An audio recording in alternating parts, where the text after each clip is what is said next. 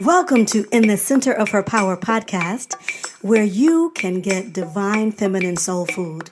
The divine feminine is re-establishing itself in the world, and you need tips and tools to make it your own. Beloved, this is Sana Green. Thank you so much for joining me for another edition of Center Her Power podcast. I am really excited to be with my special guest, Thérèse Cator. She is a mama, a leadership coach, an embodiment practitioner, and an artist. She's also the founder of Embodied Black Girl, a global community that stands for the embodied liberation of Black women and femmes and women of color globally. Thérèse, thank you so much for joining me on Center Her Power podcast. Sana, thank you so much for having me. I'm so looking forward to this conversation. Great. So first, can you please tell us something about your name that sounds like a luxurious perfume from France? Tell us about your name and something about your ancestors and how you came to be here. Yeah, thank you for that question. I have to give credit where it's due, and that's my mom. Just the short version of the story. My mom, before I was born, she experienced many miscarriages and lost children. So I came forth through all of her prayers, meditations, and that was the name that she was told to give me. And that's a little bit about that. And my family is from Haiti. And I was born there, although I was raised in New York City. Where is Haiti? Haiti, that's in the Caribbean. Okay. Well, that's the indigenous name, Haiti, which is what everyone calls it still. And it means mountainous land. And my family, I come from a family of medicine people, of people who took care of the land, descendants of folks who were enslaved. So for me, everything that I am, it's in gratitude and reverence and devotion to my ancestors.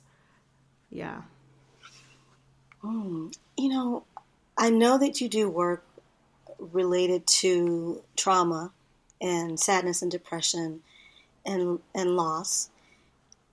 Would you say that your mother's experience with giving birth at all impacts you and the work that you're called to do? That's interesting. I've never been asked that question. And, I've never really, to be honest, I've never thought about it in a deeper way in relationship to myself. I've thought about it for her, but because for her, it impacted how she raised you. Yeah, of course. Yeah, of course. And, having had that level of loss, I can't speak for her, but one thing I remember just growing up, there was just a lot of joy in my household. There was always laughter. There was always joking and just an immense amount of joy and an immense amount of community. Like, we didn't grow up having much at all, but what kept us together, what kept us sustained was actually the strong community that we had in Brooklyn. And so I really got raised seeing the value of community. And, we would gather for times of grieving, of course, and then we would gather for times of celebration. So does it inform my work? I'm like, of course, yeah, it has to. But I think who my mother has been to me has informed my work, because she's also someone who's an organizer.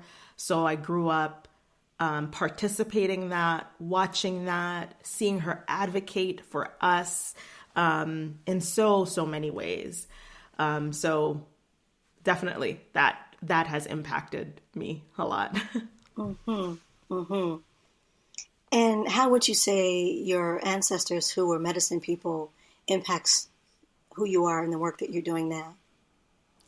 Yeah, well, both my parents also carry that too. So both my mom and my dad. So it's lineage, like all of the stories, all of the medicine is passed down orally. And actually, in the past few years, I've been writing things down, recording things so that I can continue to pass it down. So I feel like it's in my blood. You know, there are things that you can learn, and then there are things that are like in your DNA. And when something is in your DNA, obviously you still need mentorship, but there's activations that can happen. So my dad passed away about a decade ago, and you know, through his work as a medicine person, as an artist, through that time, I feel like our connection has deepened. He's an ancestor, and we're in communication, I feel like all the time, through even direct communication, whether it's through dreams, whether it's through visioning and receiving that message, those messages, that's been really powerful to have that experience for myself. Wow. You know, I really believe that for those who are called to do liberation work or work related to healing, that is probably something that we knew before we incarnated was going to be a part of the work that we're going to be doing, and that we would have support. And I'm saying this because my father is also an ancestor. Actually, most of my immediate family are in the ancestral realm. Wow. All of my aunts, I just realized all of my aunts, you know, could really be a support. All of my mother and all of her sisters except one, and my uncles, all of my father's brothers and sisters, and my father. And I have a brother who's in the ancestral realm. So clearly I'm supposed to really be doing, that's my direction and support comes from there. And I'm still growing and understanding how to really tap into that resource. I also think that this is the time now when we can bring forth some of the things that we could recall from our lineage that our ancestors can share forward from the ancestral realm. And it seems like your work is definitely informed by that. How much would you say, if you were to give a percentage, and I know this is probably not fair, if you were to give a percentage between your work being, how much of your work is healing, how much is liberation? And how would you Yeah, I don't see them as different. Okay. I don't, because healing is for liberation, right? And liberation is healing. So it's kind of like a circle. You can't really separate it. And I think that's part of our overculture. Colonialism has taught us to separate everything. And I was just thinking about this recently about, like, for example, my mom knows how to do so many things. Like, and when I say so many things, at the level of excellence. So she's an amazing seamstress. She sewed her own wedding dress. Like, she knows how to work with the land. She knows how to do medicine. She knows how to treat wounds. She's a nurse. I mean, so many things at a level of excellence. And because of colonial capitalism, we've been taught to say, okay, this is the only thing that you know how to do. You have to specialize, but part of that specialization, I think that can be good. But when you think about it, how many of our ancestors knew how to just do one thing? They know how to do so many things in order to survive. In order to survive. In order to survive. So going back to your question about healing and liberation, to me, it's not separate. Also, being raised with people who are extremely spiritual and grounded in that, and also deeply cared about their community and were involved in activism throughout the community and organizing throughout the community. I never saw it as separate. So it was really interesting, of course, as I came out into the world to see that these two things were separated. And I think part of like our journey back home is that unity, bringing those things together. Yeah. How important would you say that understanding healing and liberation as one thing is? How important would you say that is to Black women from the diaspora, African diaspora?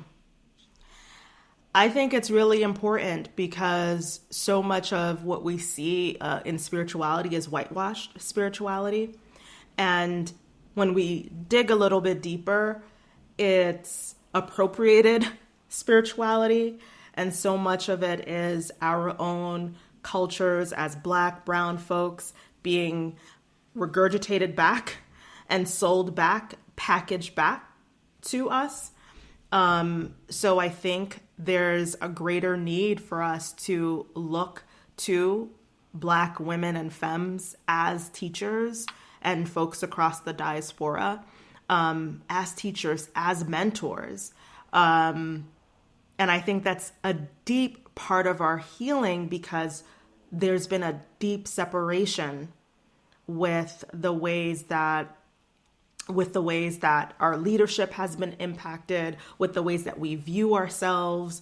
And it's like a journey back home to reclaim these things that are already within us. Obviously, we have to activate it. We have to be in the praxis of it. But that reclamation is so important. You know, I often think about Africans in the diaspora. And sometimes I've heard people whose parents were from Africa and they were raised here, they like to make the distinction between being African, American, and Black. And not everyone, of course. And there is a difference, like how you are raised when you're a child of immigrants. How you're raised is completely different. I have people who have been here for generations, who were definitely here during the time of enslavement. And so I really feel that I have an investment literally in sweat and blood because my mother was a cotton picker. My mother and all of her siblings were cotton pickers. So their DNA is literally in the soil. So I guess there is a difference. And I guess what I'm wondering is what I would hope you could speak to. How do we look back to our ancestry, whether it's Haitian or more further in the past, whether it's African? How do we look to the past for cues and practices without culturally appropriating from a culture that we weren't raised in? Yeah, that's a great question. And it's, there's so many things I want to say to that. And one of the things that I've thought about a lot and that I teach in one of my classes is about how the slave trade, how it built empire. And the slave trade in America, the slave trade in the Caribbean, in Brazil, South America, it built not only America, the entire world.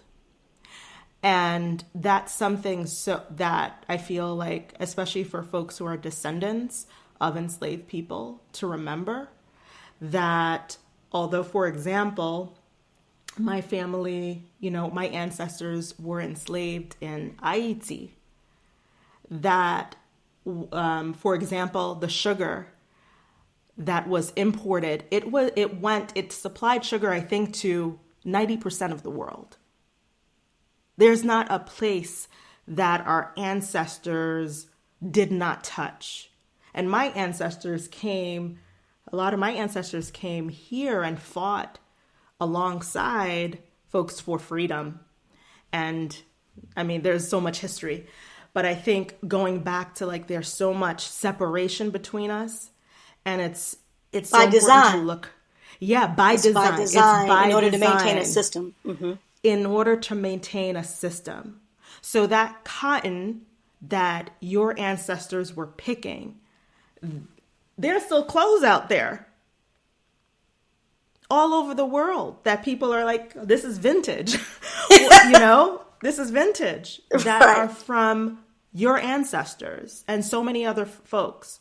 So there's not a place that the labor of Black folks throughout the diaspora has not touched, period. And so that's the first thing that, I remember. And with that, I think with appropriation, your question about appropriation, we might not, like, for example, wasn't raised in Africa. You weren't raised in Africa. However, there are practices that are directly tied to Africa, like things that my family, like I was just talking about something with my mom the other day, and it was like, and then I read how it's informed by African practices. Like there were so many things that tried to sever it, but it can't be completely severed. Yeah, it's just Which like is, yeah. how we Which talk. is why for us it's a Mm-hmm. reclamation. It's not, it's reclamation versus appropriation. This is not, this is not our culture. This isn't our DNA. So this is a reclamation of what was lost. And we have so many pieces through music, through art, through dance, through song. Food. Through food. Yes, through food. And the way we guide talk. us. Yes, through the way that we speak. I mean, and I see all of that as healing, all of that as medicine. And obviously the way that we are going to interpret it, or that I may interpret it, will be different than someone else. But I think it's important to say that it's reclamation versus appropriation. Reclamation versus appropriation. That's profound. Mm-hmm. That's a profound distinction. Because a lot of people are starting to learn about African spiritual practices, and not just people who are from the African diaspora. A lot of, we're all in this kind of melting pot of spiritual practices, and so we're pulling from here, we're pulling from there. I personally feel like I'm pulling from other dimensions. Mm. Like I may not have the specific DNA in my body, and I also think that there were other lifetimes where I was practicing different practices from other cultures. So, and I think this is the time. This is the time to bring together all those pieces that can be useful in our ascension to a fifth dimension consciousness and awareness. And before we get to that, we have to be liberated or liberate ourselves. How would you define, how does liberation look in your work as a coach?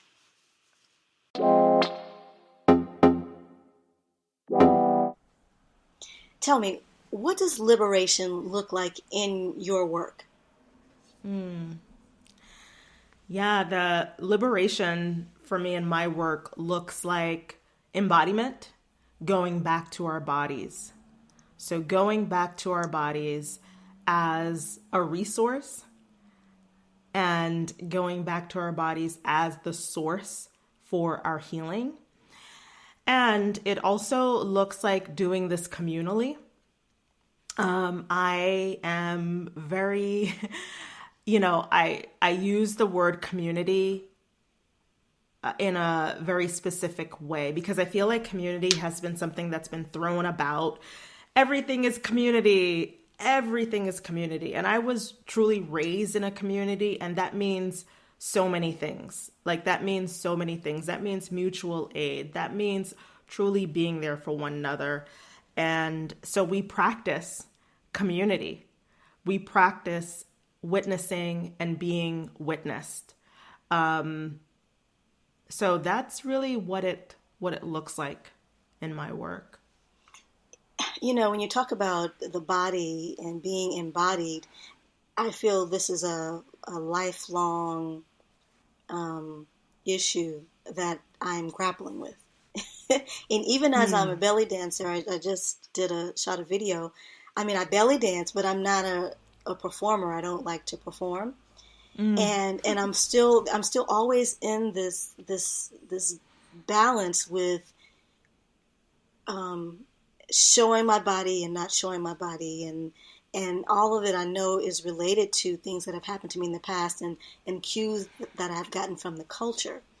What do you think are some of the challenges Black women have with their bodies in becoming embodied and looking to the body for security in a place where Black bodies could any day be insecure or be hurt? How do you manage that with the trauma? Yeah, I think what you just said is really the key. I think there's levels of disconnection and even dissociation from that, depending on the person. And I think especially it can happen within spirituality of like denying the lived realities for in place of saying there's a greater overall structure that's holding us, which is true. And I think embodiment also brings us to those lived realities that so many people face. And it's across a spectrum, depending on, skin tone, where you live, economic background, educational background. There's a spectrum of things that impact us. So for a lot of the Black women and femmes that I work with, so much comes in around looking at themselves and really viewing themselves as leaders. Because for so many of us, we've been taught that leaders don't look like us. They look like a white cis man or a white cis woman. If it's not a man that's like the pinnacle, then it's a white woman, right? And really viewing ourselves as leaders, but also taking deep care of ourselves. What does it mean to center ourselves and take really deep care of ourselves? And like you said, there are so many cues that we receive from our overculture about what especially the Black femme bodies. It's something that really everyone tries to emulate, but it's a fetishization. And the love for Black women is missing, right? The love, the respect, the reverence for Black women especially is missing.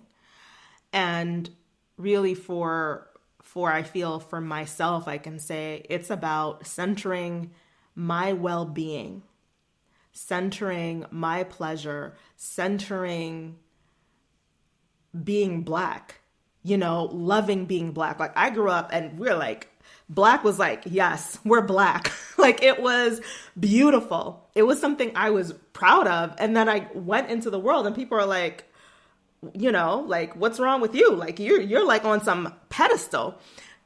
When it was just like, no, I really was taught to love being Black. I was taught to love myself, to love my skin, to love parts of me. And it was always confronting with our culture that was like, no, we need to put you in your place. No, you're not as good as you think you are. And I think for Black women, it's really centering ourselves and saying, we deserve to be here. We're creating our own tables. And, there's so many studies and that have been done that shows like the first woman was a Black woman. And I think about that often of the first woman being a Black woman. And so that means everything was birthed from a Black woman. And just like feeling like, as I'm saying that to you, like I feel it in my body and being in that source of of creation, it's like that's who we truly are. And so much of the world makes us forget. And so we remember, and we can remember together. Yeah, I love the way you put that all together. And it kind of leads to another question that I had earlier when you talked about looking to women as leaders, Black women as leaders. What do you think? I think sometimes, I'll tell you what I think. You can tell me what you think in response. I was looking at, during the last presidential election, and how Black women became so central to the Democratic Party. And I was looking at a video on Instagram, and a man was saying how we needed to respect Black women and look to women for cues. And I also look at so many Black families where the majority of the weight, even if there is a man in the household, the majority of the responsibility for the well-being of the family is on the woman's shoulders, is on the Black woman. And, and Black women have been looked to in history as like the mammy, taking care of the babies, and always having nurturing and an open, big heart for everyone. So I wonder, when we talk about leadership, what does leadership look like? I mean, I think Black women already carry and share, their burden is already heavier than many. So how do we look at leadership differently in order for Black women to be fully realized, taken care of, and still be in leadership? What would that look like? I don't even know what that would look like. I mean, I'm saying it, but I'm not even sure if I know what it looks like. Can you share? Yeah, I think it's a decolonial perspective on leadership, decolonizing even what we believe leadership is and what it looks like. And of course, first, that is divesting from that only specific people, white folks, are leaders. And I think, and I'm trying to find the right language, I think there is a difference between leadership that uplifts versus something that just puts the burden, like the cleanup job. Like, here's the cleanup job that Black women have to do. And I don't think that's not about leadership. That's about an exploitation of labor. And true leadership does not sacrifice our well-being. It does not sacrifice our well-being. And, you were talking about earlier about your vision of the world, and in order for us to really have a vision, at least my vision of the world, is where everyone gets to live in dignity and freedom. And to create that vision, we need folks who are willing to embrace their unique gifts, what their unique medicine is in the world.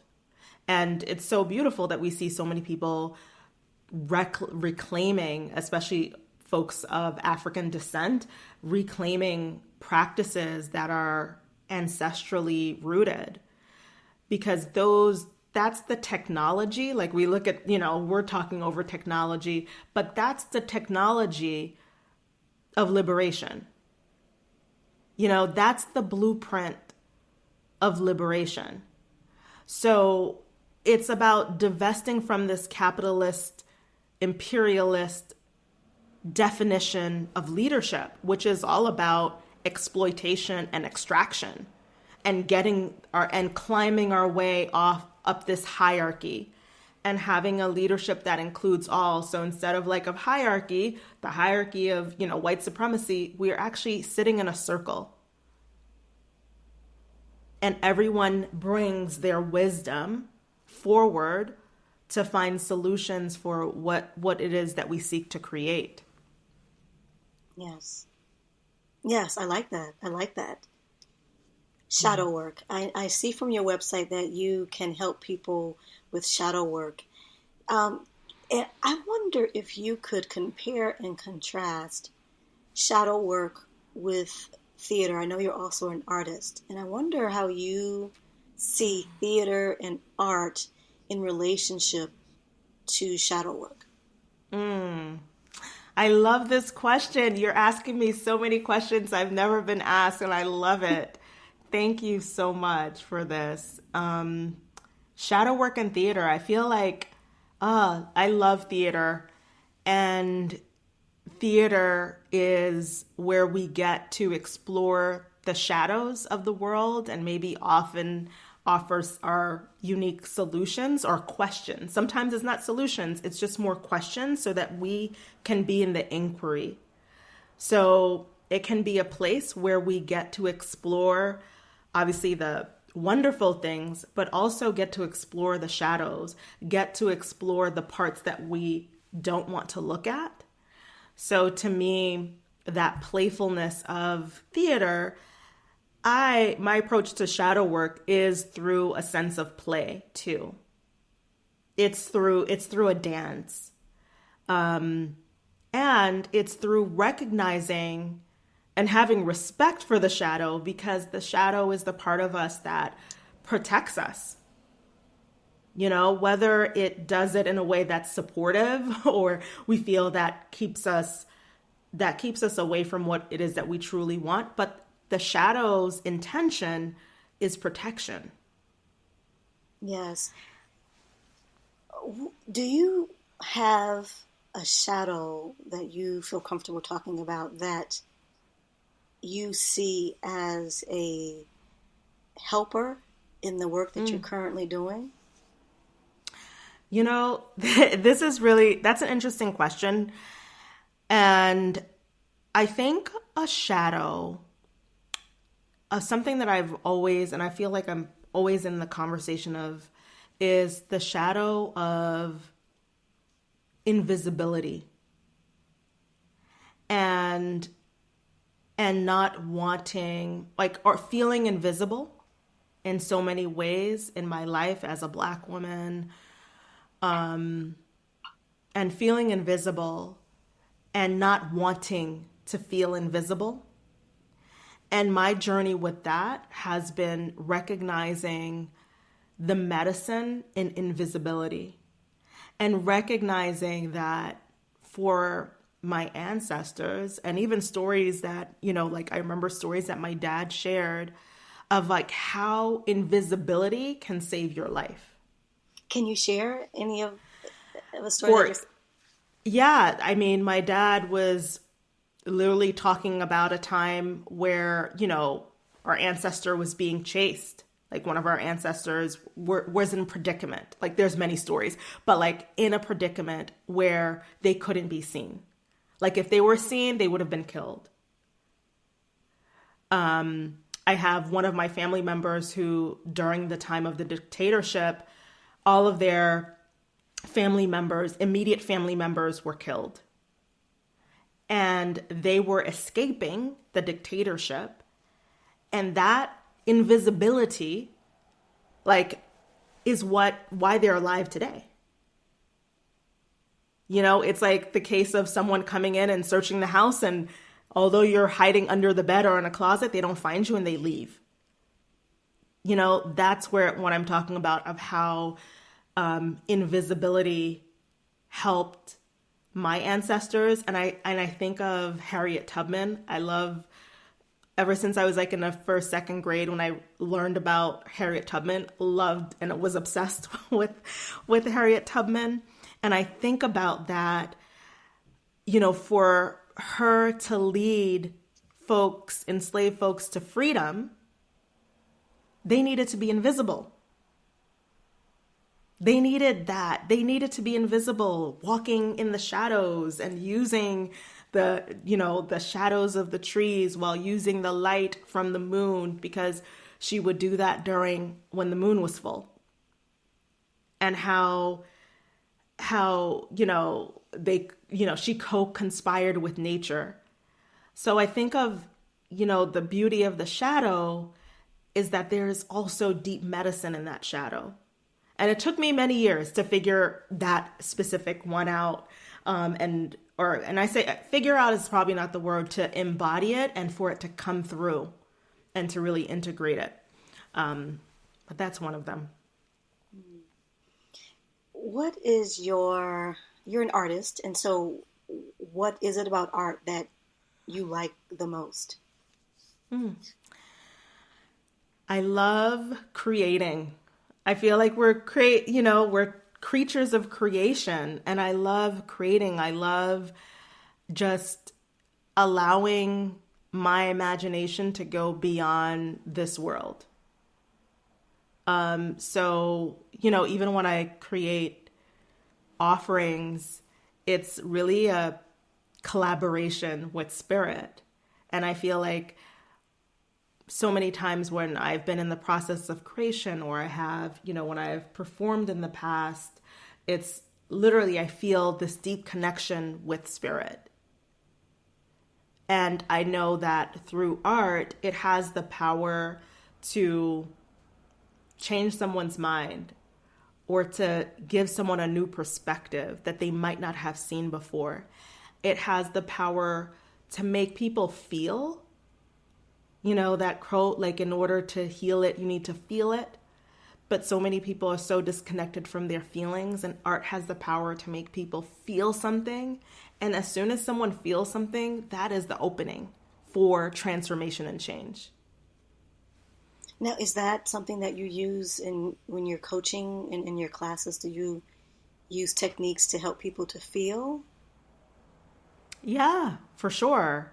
For sure. I mean, whether it's through like theater games, or it's through our creative expression of some kind, through writing. But it's honestly what I always say, it's like, it's really not up to me. Like, the person has to, whoever it is, it's their choice. And my work as a coach is to really just hold the container. Hold the container for that transformation. But the work, it's up to them. You mentioned inquiry. When I was studying Buddhism, working on my master's, and it was at a Buddhist-based university, and they had the concept of inquiry. And I wonder how you came to this concept, and how do you feel inquiry can help Black women overall? Yeah, thank you for asking that question. Inquiry, I feel like that comes from from meditation. I have a pretty long meditation for many years, meditation practice, through the tradition of Vipassana. And so having that point where you can empty yourself out sometimes allows the questions that you need to answer to come forward, if that makes any sense at all. But like, when we empty ourselves out, it sometimes allows the questions that we really need to look at, or the things that we really need to look at, to come forward. And sometimes it brings forward answers, right? So for me, it's really about just like sitting in silence through meditation. I feel like that's where that comes from. Mm-hmm. Mm-hmm. So you recently had an online seminar. I'm not calling festival, it right. Global Healing Festival. Yeah. What from the interviews and the content of the festival, what do you feel is the collective inquiry that Black women might find in common with each other? Like, what are some of the questions that seem to be a thread, or even if it's not inquiry, was there a thread that you could see in relationship to Black women, and was that something that you were hoping to that you that you had questions, had an inquiry about, and then sought people who could help to answer it? Or what do you, I guess that, so many questions. What do you think is a collective question that Black women are considering? I think there's so many. Like, it's hard to choose one. But I'm going to sit with that for a moment. And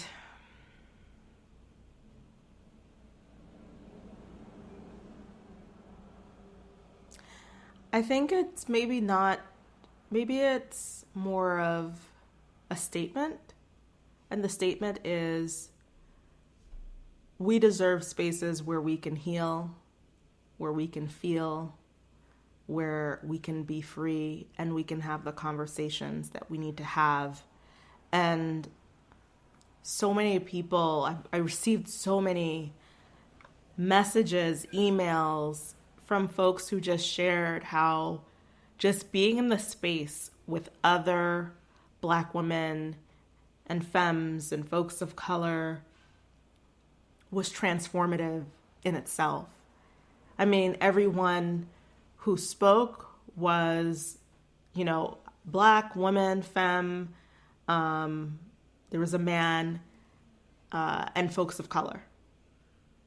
So even having a space where we could see our wisdom reflected, that in itself is healing. So I feel like it was beautiful to see that wisdom reflected. And for me, it was healing just for myself to be in that space. I was surprised how healing just to be in that space actually even was for me. I mean, and I just trusted spirit in terms of who was meant to speak and who was meant to be there. I just trusted spirit. So it wasn't like, this is exactly what I want to come through. It was just like, okay, this is what I'm being called to do. And the medicine will get revealed through the doing, through the expression of it, through the gathering. And we gathered for 4 days. And it was so beautiful. Tell me, how did you get into coaching? I've worked in the nonprofit world, and some of the phrases that you use, I've heard in that world. How did you get into coaching? What were you doing before you were coaching? Well, I used to work in the nonprofit world as well, doing grant writing and things like that. But it's really interesting because I really started was that I worked for someone who is an author and speaker, and I wasn't really keen on doing that myself, but it really became clear that it was part of my path. So the more I tried to push away, the more messages would come through that was like, this is what you're supposed to be doing. This is the type of work. And it's just gotten deeper from then. And especially after my dad passed away and knowing, the wisdom that he carried, it was really clear that this coaching, along with trauma work, embodiment, somatic work, was the work that I was meant to do. Like, it's lineage work, yeah. Well, what made you know that you were meant to do it? Like, if someone else were wondering, is this the kind of work that I should be doing? Should I be, doing? Yeah. What was it that let you know for sure that this was something you should be doing? It wouldn't leave me alone. It would be in my dreams. It would be in my conversations. It would be through the people that I would meet. It was constantly something that would come up in my path. It would constantly come up over and over. And I'm someone who, I trust my intuition. I have like an intuitive practice. So if you have an intuitive practice, and get in touch with your intuition, and then noticing the signs from folks you meet, the signs in nature, your dreams, all the different ways that there's infinite ways that signs can be sent through us, through plants. And then following those signs, because it's not necessarily going to, the way that I do my work is not necessarily like the way someone else does their work, and just really being clear to what am I meant to do, like through my ancestors, like through spirit. What is it that you want me to do? One of my teachers, Ricky Byers, who's an amazing singer-songwriter, has a song that says, use me. And it says, use me, oh God, show me what I am to do, show me where I am to go. And it's this beautiful song, and I used to listen to it all the time, every day. I would start my day with that, especially in the times where I didn't know what I was supposed to be doing, but using that as a guide, like, okay, well, use me. And then that will reveal the path. What was your reluctance to taking the path? My reluctance, I guess, it was the work that I needed to do. I told you about the invisibility, not really wanting to be visible in that way. I think that's part of it. That was part of it. But I feel the reluctance was just the wounding that I experienced as a Black woman in my life. And I think that's the thing that really impacted or slowed down the process. But I needed to go through those things in order to come to here and us having this conversation so that I can speak to it. Because my life hasn't been like, oh, roses and, unicorns for the whole path. Like, I've been through so many trials and tribulations and thresholds. I think that's... So what are you working on now? What are you excited about right now? What am I excited about? I'm really excited about, we have a community. Actually, this is a course. It's called Circle of Reclamation, and it's a course. It's a collective where we go through portals of reclamation and explore what that means. And it's for Black women and femmes and folks of color. And so I'm really excited about that. That's happening this fall. And it's something that's close to my heart. This is going to be going into the 4th year of doing this work. And I see that it's how it's impacted folks of all backgrounds, and to make this exclusively available to Black women and femmes and communities that most need it. I'm just super excited about that. You know what? That does sound like an amazing course. You know what? I wanted to ask you another question. I believe you have a course for supremacy, or tell me about that, because that's not for people of color. Is that right? Yeah, that course, Embodied Solidarity, and it's for white folks and folks who hold a lot of privilege to come together and do the work to dismantle white supremacy within themselves, but also active work within their communities and the places where they hold power. So that work, yeah. And we finished a round of that. I finished a round of that this past summer. And actually that round was open to anyone to come. And that was a transformative experience, but it's hard work. And the thing that I'm reminded about that work, it's really the work of folks who hold privilege to do. It's not necessarily their work to facilitate, but it's their work to do. Mm-hmm. Okay. And so if people want to get in touch with you, how would they go about doing that? They can go to embodiedblackgirl.com. And also my own website is theresecator.com. And you could find me on social. I'm really on Instagram. So you could find Embodied Black Girl on Instagram, as well as me, Thérèse Cator, on Instagram. Yeah, so those are the ways. And I know Instagram and social are always changing. So the best way for folks to stay in touch is to join our mailing list on either of those sites. Okay. Thank you so much, Therese. I really appreciate your time. Thank you, Sana. This was so wonderful. Thank you for having me. If you haven't heard about Anchor, it's the easiest way to make a podcast. Let me explain. First of all, it's free. Did I say it was free? It's totally free. You don't have to pay anything to get started. There are creation tools, and you can edit and trim the end. You can record. There's intro music that you can use. It has so many really cool features that I really needed as I was starting to podcast.